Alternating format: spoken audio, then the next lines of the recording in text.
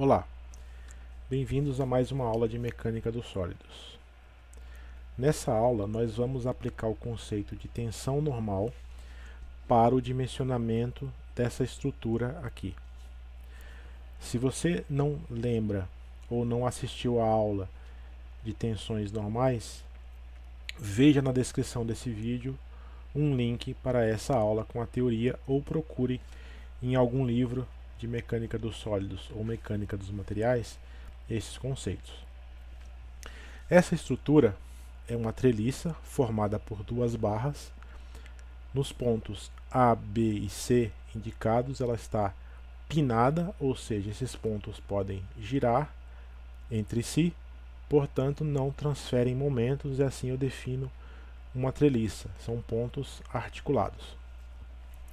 Vou deixar na descrição desse vídeo também um exercício de estática onde eu calculo as forças que estão acontecendo nessas duas barras, AB e BC, devido a essa força de 30 kN e as respectivas reações de apoio.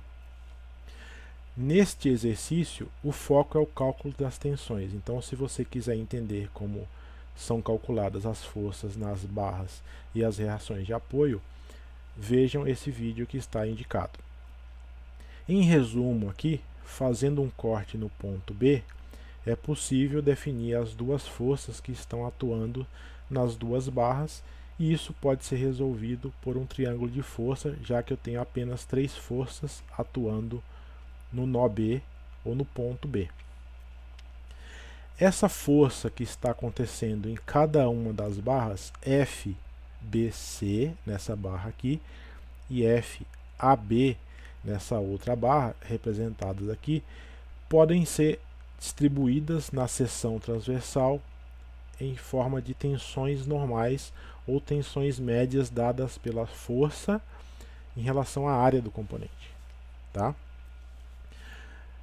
Essas forças foram calculadas, dada essa força de 30 kN aplicado no ponto B verticalmente, me resulta em 40 kN de compressão na barra AB e 50 kN de tração na barra BC, como está indicado aqui. E eu quero olhar a seção da barra BC, que está sujeita a 50 kN, as tensões médias acontecendo ao longo dessas seções transversais, desprezando neste momento o que está acontecendo na região das juntas ou dos pinos aqui. Eu quero saber e entender o que acontece com as tensões nas seções médias dessa barra. O diâmetro foi fornecido como 20 milímetros dessa barra circular maciça.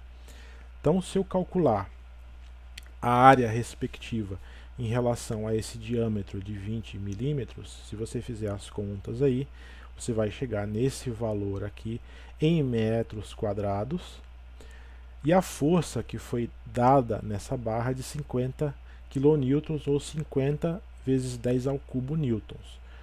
Então, se eu fizer essas contas aqui, eu vou ter meu cálculo em função de newtons e metros quadrados.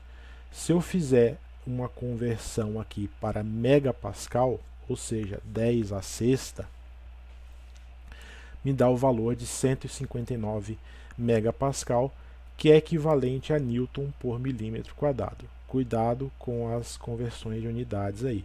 Nos próximos exercícios vamos fazer outros exemplos com outras unidades. Então, a tensão BC normal atuante nessa barra BC é de 159 megapascal. Para o ensaio de tração desse material, comparando as propriedades tabeladas de resistência para esse material, admitindo um fator de segurança que não foi mencionado nesse exercício, me dá uma tensão admissível de 165 megapascal. Então eu não posso, por questões de projeto, ultrapassar esse valor de 165 megapascal. Então, a barra está atuando 159, como 159 é menor do que 165 megapascal, essa barra aqui está segura do ponto de vista de resistência mecânica, ou seja, as tensões estão menores do que as tensões admissíveis. Nesse caso aqui, foi escolhido um material de aço para essa barra. Nós poderíamos fazer o mesmo cálculo com relação a essa outra barra horizontal aqui, mas você já entendeu o conceito. É simplesmente fazer força sobre área, eu tenho o valor das tensões com as unidades corretas aí em Pascal ou em Megapascal, por exemplo. Agora, se eu quiser, por exemplo, dimensionar essa peça, esse componente, com um material ou mais barato ou, por exemplo, mais leve, como o alumínio, nesse caso, que não é necessariamente mais barato, mas ele tem uma densidade menor. Por outro lado, ele pode ter também, dependendo do material que você escolher, uma resistência menor do que os 165 megapascal do aço estrutural que foi considerado anteriormente. Então, já que eu diminuí a resistência do material, qual que seria a nova área para aguentar as mesmas forças aplicadas na estrutura? Então, eu estou redimensionando o meu projeto para um novo material de forma que eu resista às forças aplicadas. Então, eu faço agora um raciocínio inverso. Eu conheço a tensão admissível de 100 megapascal, conheço a força que está sendo aplicada na barra, eu quero descobrir qual que é o valor da área. Fazendo essa conta aqui, em relação às forças e em relação às tensões admissíveis, eu tenho essa área equivalente em metros quadrados. Como essa é uma barra circular, eu posso achar o diâmetro equivalente invertendo a equação. Então, sabendo a área, eu chego a um valor de diâmetro em metros, dado por esse valor aqui, 2,52 vezes 10 a menos 2, que vai dar um equivalente de 25,2 milímetros. Arredondando esse valor, para encontrar um valor comercial mais próximo, podemos adotar, por exemplo, uma barra de 26 milímetros de diâmetro com esse alumínio estrutural, vai resistir às cargas que foram aplicadas com relação ao critério de resistência de 100 megapascal. Então nós vimos dois exemplos de dimensionamento, um com a área conhecida para um material de aço e redimensionando agora para uma nova área considerando um material novo com resistência mecânica diferente. Você pode encontrar exercícios similares a este nos livros do Beer Johnson ou em qualquer outros livros de resistência dos materiais ou mecânica dos sólidos ou mecânica dos materiais, que são os nomes conhecidos para esses livros.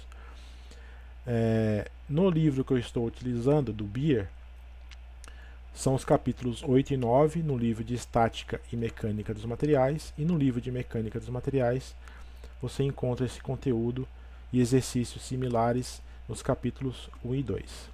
Então, obrigado pela atenção, boas aulas e bons estudos. Até a próxima.